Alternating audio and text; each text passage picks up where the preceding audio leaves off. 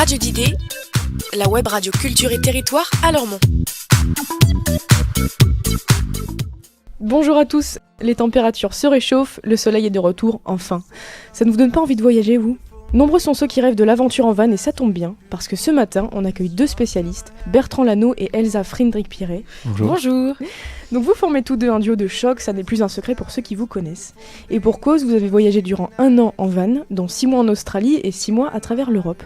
Et c'est de cette dernière aventure dont nous allons parler aujourd'hui, puisqu'elle a donné lieu à un livre qui s'appelle Drive Your Adventure. Est-ce qu'on peut en parler ? Avec plaisir. Sûr. Alors, Drive Your Adventure, pourquoi un titre en anglais déjà ? Souvent, c'est une question qui revient. Parce qu'à la base, c'était un concours organisé par une boîte qui loue des vannes en France, des vannes aménagées, des Volkswagen notamment. Et ils ont organisé un grand concours où plus de 3000 équipes ont participé.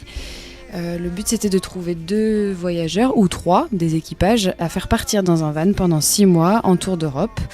Et il fallait prendre des photos, raconter un peu ce qu'on vivait, rencontrer des gens, tester des choses, des sports, de la nourriture locale, etc. Et on a passé toutes les sélections et on a été les heureux sélectionnés. Donc on a gardé pour le nom du livre le nom du concours, parce que du coup ça parlait à tous ceux qui ont participé. Le concours s'appelait Drive Your Adventure, le livre s'appelle Paris. Ouais, ça regroupe différentes choses, c'est pas juste un récit de voyage. C'est à la fois un récit de voyage, mais aussi un petit peu des trucs et astuces pour comment tu voyages en van, les rencontres qu'on a pu faire, des petites recettes locales, des sports qu'on a pratiqués. C'est un peu un fourre-tout, c'est un mélange entre un récit de voyage et un petit peu un guide du routard, si on peut dire ça comme ça, quoi. D'accord. Et comme on disait au début, c'est vrai que la van life, c'est souvent un rêve pour les gens, la liberté avec un grand L, mais qui demande un investissement préalable et une importante organisation. Alors comment on s'y prépare ? On s'y prépare, alors nous, là ça va être un petit peu plus simple de parler de notre cas en Australie, parce que là on nous a tout préparé presque pour le voyage en Europe. Mais en Australie on avait, il faut avoir un certain budget déjà pour acheter le bon véhicule, pour être sûr qu'on puisse faire pas mal de kilomètres sans avoir peur qu'il casse, même si on n'est jamais à l'abri de quoi que ce soit. Il faut mettre des sous un petit peu de côté pour payer l'essence, parce que ça va être le budget principal, ce sera l'essence. Parce qu'on a tout, normalement on a le confort d'un hôtel ou d'un restaurant, on peut manger, on a le confort d'un petit studio sur roue, quoi. On peut manger, dormir, on peut tout faire dans le van, sauf que il faut payer l'essence pour pouvoir se déplacer. Du coup c'est prévoir ça, et puis après bien penser à la quantité de vêtements qu'on veut. Il faut pas oublier que c'est un petit espace, et que ça sert à rien d'avoir... on pourra pas amener toute sa garde-robe, non, on a voyagé... on avait 5 t-shirts, 5 choses de tout en fait, plus ou moins, et on tournait comme ça. Et c'était largement suffisant. Non, se préparer, c'est aussi se préparer à l'imprévu. Ça veut dire que quand on est sur les routes, on ne sait pas trop ce qui va se passer, on ne sait pas qui on va rencontrer, on ne sait pas où on va atterrir. On peut partir le matin en se disant tiens, je veux visiter tel endroit, c'est sur la route, passons par là. Et en fait, on va rencontrer des habitants locaux qui vont nous dire mais pas du tout, c'est pas le truc le plus joli, allez plutôt par là. Là, vous avez un truc secret, génial. Et puis finalement, on change complètement d'itinéraire et on dort dans cet endroit magnifique que les gens nous ont conseillé. On rencontre des gens, on va y rester 2 jours alors qu'on avait prévu d'y passer 1 heure. Je pense que se préparer aussi à ça, c'est important de savoir qu'il va falloir lâcher prise un peu, lâcher sa carte, lâcher son GPS et se laisser aller. Ouais, c'est savoir s'adapter au quotidien en fait. C'est tous les jours on s'adapte à un nouveau... si on bouge tous les jours, on s'adapte tous les jours à un nouveau lieu, à des nouveaux gens, à savoir où est-ce que je peux acheter à manger, à boire, comment je peux me débrouiller, est-ce que c'est dangereux, est-ce que c'est safe, est-ce que... On sait pas en fait. Et du coup c'est un peu une des définitions, on va dire, de la liberté. Mais il y a des gens que ça peut effrayer. Nous, c'est un truc qu'on adore. Et plus on se perd, plus on trouve des trucs nouveaux et moins on tombe sur des choses auxquelles on s'attendait, plus on est heureux, quoi, en fait. C'est assez incroyable parce qu'en fait, on sort d'une société de contrôle complète où les gens ont l'habitude de tout prévoir, tout planifier, etc. Donc c'est vrai que ça peut faire peur, mais ça donne en même temps envie, c'est sûr. Et qu'est-ce qui vous a poussé, vous, à réaliser ce projet ? Le premier départ, c'était en Australie et c'était de nous-mêmes. Donc là, c'était vraiment une envie de de partir à l'étranger, de se tester un peu aussi, de voir si on était capable de survivre dans une autre langue, dans un autre pays et dans un autre mode de vie. Bon, l'Australie, c'est facile, mais... L'Australie, Mais c'est quand même un l'Australie, départ. ça reste un pays ultra développé, très occidentalisé, donc c'est pas... Et puis on y parle anglais, donc c'est pas très compliqué en soi, mais quand même c'est un challenge. Et on a trouvé notre van là-bas, et au final, je crois qu'on y a découvert justement cette forme de liberté et d'adaptation quotidienne et de rencontres et de surprises en fait quotidiennes, qui fait qu'après c'est difficile de revenir à une vie un petit peu moins surprenante et moins libre, parce que une fois qu'on y a goûté, on a envie d'y retourner. C'est pour ça qu'on a participé au concours Driver Adventure, peut-être parce qu'on avait adoré justement, et c'est pour ça qu'ils nous ont sélectionnés, parce qu'on devait être très motivés, je sais pas, et c'est pour ça qu'on a envie d'y retourner, de racheter un van, de repartir, on sait pas, en Amérique latine, au Canada, en Nouvelle-Zélande, n'importe où, mais on a bien envie de repartir. Bah, pour nous, enfin je vais parler pour moi, mais je crois que c'est pareil pour Elsa, c'est devenu le meilleur moyen de voyager en fait, c'est de découvrir des lieux, découvrir des cultures, des endroits. On pourrait très bien prendre un avion et aller à droite à gauche, louer une voiture sur place, etc. Mais je crois qu'on a pris goût, et on aimait ça même avant de le faire, prendre la voiture, tu roules, t'arrives à un endroit, faut que tu t'arrêtes au milieu de la nuit, enfin faut que tu t'arrêtes pour dormir. Du coup tu t'arrêtes à un endroit que t'avais pas forcément prévu, que tu connais pas, tu t'arrêtes, et puis au final tu rencontres des gens qui t'amènent autre part, etc.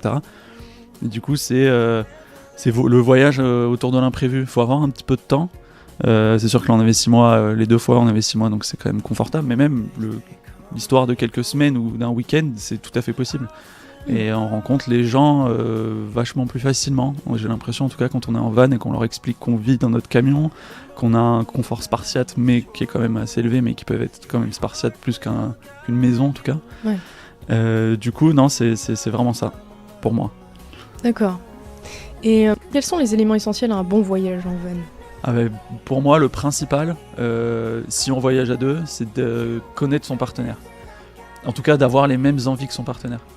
Dans le sens où ça peut être ton meilleur ami, ton frère, ta sœur, ton père, ta mère, ton copain, ta copine, peu importe. Si t'as pas les mêmes envies de voyage, c'est tout de suite super compliqué, et ça peut tout de suite vraiment péter. On a vu beaucoup de gens, notamment en Australie, de gens qui partaient ensemble, qui étaient potes ou qui étaient ensemble ou autres, et ça matchait pas du tout en voyage. C'était les meilleurs amis, et ils sont rentrés séparément parce que ça marchait pas quoi. Ils avaient envie de se mettre sur la figure l'un l'autre en permanence parce qu'ils avaient pas envie des mêmes choses. Il y en avait un qui avait envie de sortir en bar, l'autre qui voulait aller faire que des randos par exemple. Ouais. Et du coup ça matchait pas. Du coup pour moi la principale chose si on voyage à plusieurs, c'est ça. Parce qu'en fait on est liés, on vit dans 6 mètres carrés non-stop, donc on n'a pas tellement le choix que de faire les choses ensemble, vivre ensemble, sortir ensemble, se balader ensemble, enfin tout est un peu à faire ensemble, donc c'est compliqué quand les deux personnes veulent pas la même chose. Donc en effet le premier truc c'est bien choisir son partenaire, ça c'est sûr. Après bien choisir sa voiture en effet, parce que ça sera à la fois son restaurant, sa cuisine, sa maison, son repère, ses rangements, ses placards, son lit, sa salle de bain. Donc il faut que le camion ou la voiture, n'importe quel véhicule fasse l'affaire, et après se laisser aller quoi. Comment on reconnaît quelqu'un qui match ? Ça malheureusement il faut essayer. On je peut pense. pas savoir avant de partir. Faut vraiment essayer, faut pas hésiter à... Alors oui on va faire la pub pour WeVan, mais... On est dans un bon entre-deux qui peut correspondre au maximum de gens, parce que justement on retrouve un petit confort qu'on a à la maison avec des standards, mais qui sont quand même en plus petit et en plus spartiates, mais qui suffisent à survivre et à bien vivre. Nous on a très bien vécu. Complètement. On a très bien vécu, mais c'est pour moi il n'y a pas d'âge, pas de sexe, pas de... On a tout le monde peut partir. Des On a voyageurs rencontré de tout âge, des familles avec 4 enfants, on a rencontré tout. Et tout est faisable en fait. Tout est faisable, c'est juste une question. C'est pas, je veux pas que ça paraisse c'est pas prétentieux, mais c'est une certaine ouverture d'esprit en fait. Faut arriver à casser certains codes et de confort notamment qu'on a tous les jours, et arriver à mettre ça un peu de côté. Ça prend un petit peu de temps de se recréer une routine, mais la routine se crée mine de rien, même si on change d'endroit tous les jours, quand on rencontre des gens différents tous les jours. C'est vraiment une question d'ouverture d'esprit pour moi, de pouvoir se dire bon bah voilà, j'ai beau avoir 4 enfants, j'ai beau avoir 2 enfants, je peux plus partir, ça va être compliqué. On a rencontré des gens qui voyageaient dans des conditions bien plus spartiates que les nôtres et tout le monde était heureux et notamment les enfants quoi. Donc Pas d'excuses. c'est ça. Et seul, accompagné, on a rencontré un vieux papy de 75 ans qui voyageait tout seul, qui était allemand, qu'on a retrouvé au fin fond de la Norvège, qui avait aménagé son petit van tout seul, enfin des filles qui voyagent toutes seules, peu importe. C'est faisable pour tous. D'accord. Et combien ça vous a coûté ? On va prendre exemple sur le voyage en Australie, parce que du coup c'est vous qui l'avez organisé complètement. Ouais. Ça coûte combien de partir ? Alors le voyage en Australie, si on enlève les billets d'avion, qui étaient quand même assez chers, moi je me rappelle plus trop, mais ça devait être bien 1000... autour de 1000 euros. Ou 1200, 1300 euros, juste le billet d'avion. Sur place, on en a eu, je crois, de mémoire, pour entre 3 et 4 000 euros chacun. Ouais. Tout confondu. C'est-à-dire le van qu'on a acheté puis revendu, un peu moins cher évidemment, puisque 6 mois plus tard et je ne sais plus combien de centaines de milliers même de kilomètres. Et il faut bien manger, il faut bien payer l'essence qui n'est pas gratuite, et c'est en effet la première dépense. Non, avant de partir, il faut se poser les bonnes questions sur ses ressources, combien on est prêt à dépenser, se donner un maximum, qu'est-ce qu'on a, est-ce qu'on a besoin de remettre encore un peu de côté ou est-ce qu'on a suffisamment pour partir, et puis établir un budget. Nous, on établissait un budget par semaine en gros, en se disant on allait faire un plein de temps, un plein de courses de temps, et puis en fait c'est tout, puisque comme on cuisine dans le van, bien sûr on a le droit de faire des activités à côté, donc il faut aussi penser à ça, à quel type d'activité à côté on veut faire. Est-ce qu'on veut faire des choses très très chères comme sauter en parachute toutes les 2 semaines, là c'est sûr que c'est un autre budget, ou si on veut juste être dans son van à se cuisiner des pâtes tous les jours, ça coûtera moins cher. Mais il faut, je pense, se projeter sur combien de semaines on part. Et est-ce qu'on a le budget suffisant ? Est-ce qu'on aura besoin de travailler sur la route aussi ? Parce que ça nous est arrivé, notamment en Australie, pour remplir un peu les caisses et se faire justement plaisir. Mais voilà, il faut se poser la question des ressources, de combien on est capable de mettre dans ce voyage, et après essayer de se tenir un budget à la semaine et pas de bouffer tout son budget en 2 semaines, parce que si on part 6 mois, il faut bien survivre. Donc c'était ton côté à toi, la gestion, il me semble. Hein ? Oui. Enfin, c'est comme ça qu'on vous présentait, quoi. Ouais, c'est un petit peu ça. Moi, je suis un peu vrai. celle qui organise, et Bertrand, celui qui prend tout en photo. L'artiste. D'accord. Vous avez rencontré des difficultés particulières ? Comment dire ? En tout cas en Australie, on n'était pas forcément très bien vus. Parce que je pense qu'on était trop à voyager comme ça. Même si, de manière générale, les gens nous accueillaient bien, ça nous faisait relativiser sur les étrangers qui peuvent être dans notre pays et qui cherchent soit à voyager, soit à essayer de vivre. Nous, on était un peu considérés comme ça, en fait. Du coup, c'était avoir un petit peu le recul sur la situation des gens à travers l'Europe, à travers le monde, qui sont un peu immigrés. Nous, c'était exactement ça, sauf que c'est pas toujours très agréable quand on arrive et qu'on arrive avec plein de bonnes intentions et que du coup on nous regarde mal, on nous parle mal, voire on nous parle pas. On s'est retrouvé à être suivis dans des magasins par des vigiles alors qu'on faisait nos courses tout à fait normalement parce que les Français et les Européens avaient la fâcheuse habitude de voler, en tout cas en Australie, alors que c'est un pays qui est très très ouvert, très respectueux, etc. Il n'y a pas forcément de portique, en tout cas il n'y avait pas forcément de portique à cette époque-là. Et du coup ils surveillaient parce qu'il y avait beaucoup de vols. Nous on n'a jamais volé, on travaillait pour payer notre bouffe et pour payer le reste, ce qui est normal. Voilà, c'était peut-être un petit peu le truc compliqué, je pense, en tout cas pour l'Australie.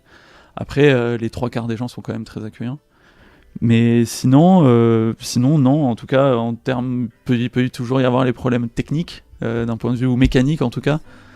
On a eu de la chance avec WeVan et le van qui était tout neuf, on a eu zéro souci. Il était tout neuf et il a très bien tenu la route. En Australie, on a eu des petits problèmes parce qu'il était beaucoup plus vieux. Mais ça, on s'en est toujours très bien sorti. Il suffit juste de prévoir un peu le truc et ça passe. Non, mais des difficultés sur la route, c'est plutôt... je sais pas, je pense un peu à des périodes de démotivation qu'on peut avoir aussi. Parfois. où justement on est un peu isolé dans notre camion, même si on rencontre des gens tous les jours.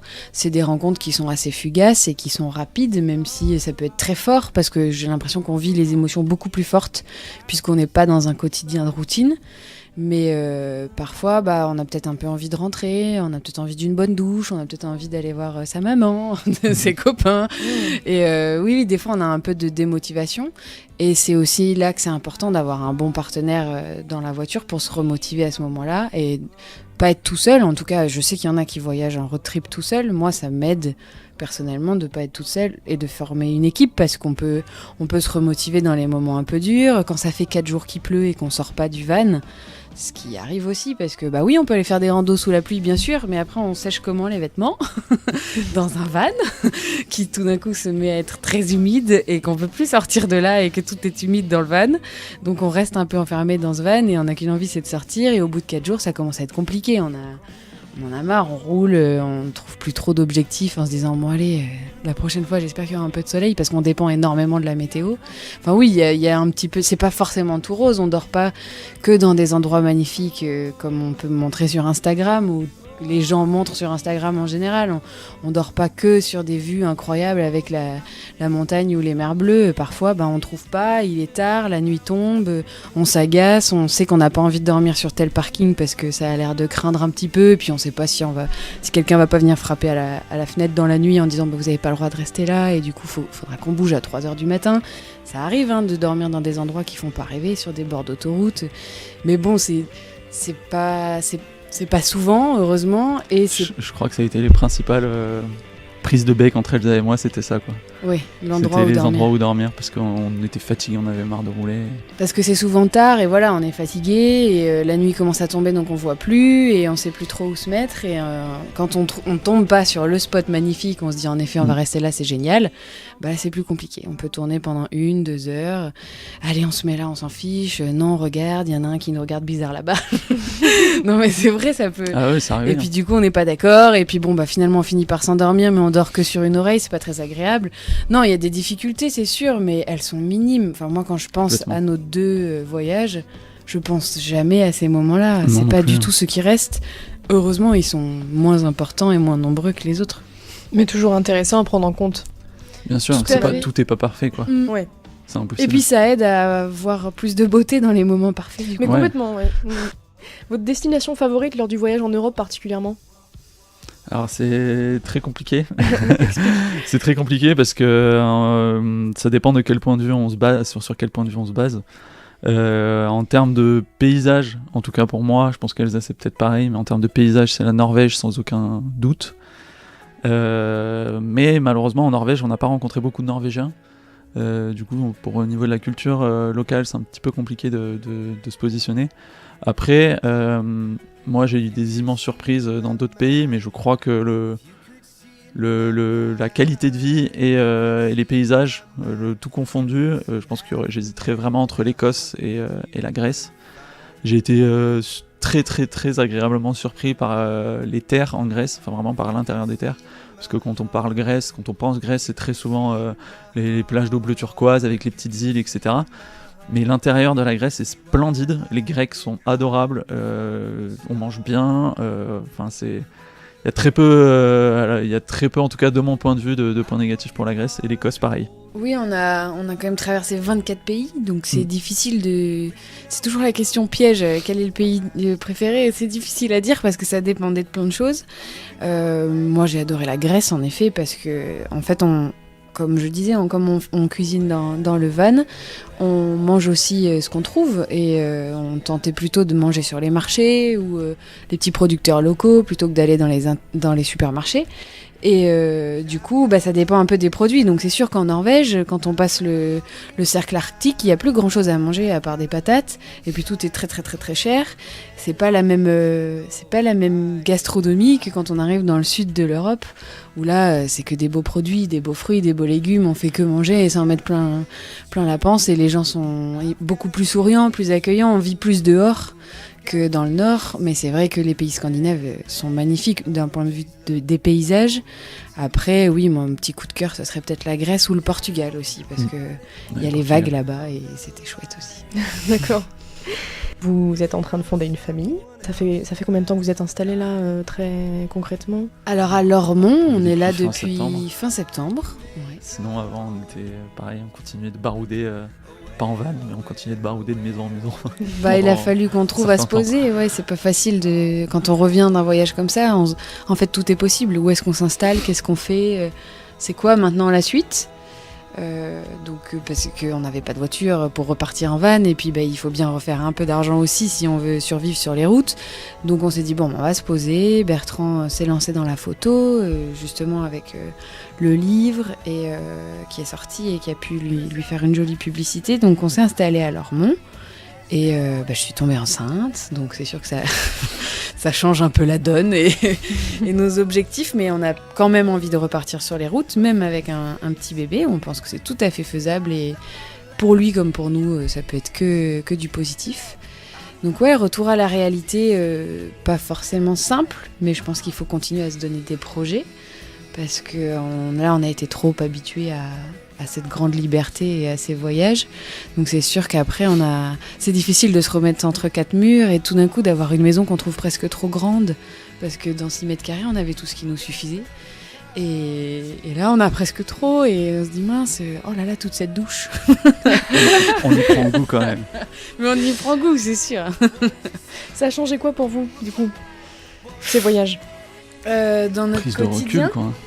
Dans notre quotidien, je pense qu'on est revenu à une... Bon, c'était déjà un peu notre cas avant, mais on vit plus sobrement, on vit plus simplement, on a beaucoup moins de besoins de consommation, on mange, je pense, assez sainement, on essaie de faire attention à l'environnement, parce que quand on est sur les routes, comme je disais tout à l'heure, on dépend vachement de la météo, on dépend beaucoup de son environnement, donc on n'a pas envie de l'abîmer, cet environnement qui nous en met plein les yeux tous les jours.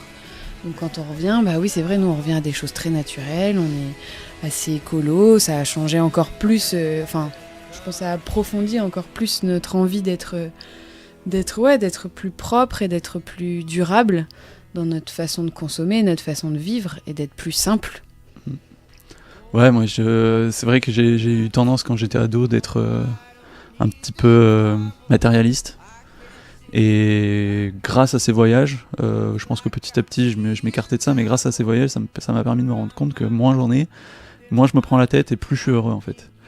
Et du coup, on tend vraiment tous les deux à ça, et à essayer de se débarrasser d'un truc qu'on n'utilise pas et qui nous sert à rien. Pourquoi le garder ? Autant le donner à quelqu'un qui en aura besoin plutôt que de le garder et de me dire si jamais je le perds, je le casse, on me le vole, peu importe.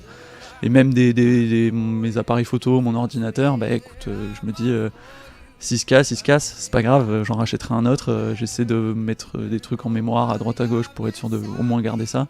Les souvenirs seront plus importants que l'objet en tout cas. Et après, c'était très compliqué, c'était particulier en Europe parce qu'on a tous grandi pas loin des autres pays qui nous entourent et on arrive là-bas avec des a priori, avec des gros clichés.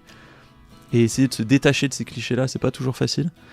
Et du coup, d'y être allé, d'avoir rencontré des gens, d'avoir connu la culture à chaque pays dans lesquels on rentrait, les nouveaux pays, on se disait, bon, là, on oublie tout ce qu'on connaît du pays et on fait page blanche et on va voir comment ça se passe, quoi.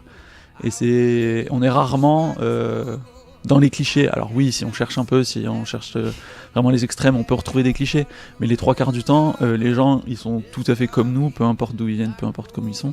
C'est vraiment essayer de se détacher de ça le plus possible pour pouvoir rencontrer le plus de personnes possible. Quand on arrive avec des gros clichés, c'est sûr que on peut avoir très peur, on peut se dire oulala, eux ils sont bizarres, je sais pas si on peut parler des Anglais qui aiment pas les Français, alors que pas plus que ça, quoi. Mais voilà, c'est vraiment arriver à se détacher de ça et être ouvert d'esprit de ce côté-là, quoi. Oui, ça nous a peut-être ouvert encore plus. Et ça nous a rendu peut-être encore plus sociables, je sais pas. En tout cas, moins peur d'aller vers l'autre. Ouais, oui, c'est vrai, t'as raison. Ouverture d'esprit et sobriété heureuse, alors. Exactement. Je tiens à vous remercier d'être venu au studio aujourd'hui. Merci à toi. Merci d'avoir partagé vos connaissances. Une grosse précision, vous pouvez retrouver Bertrand et Elsa en exposition à l'association d'idées à partir du 12 avril 2018. Rendez-vous à 19h pour le vernissage, on compte sur vous. En attendant, portez-vous bien et profitez du soleil comme il se doit. À très bientôt. Tout toutes nos actualités sur radio-didée.fr, Facebook et YouTube.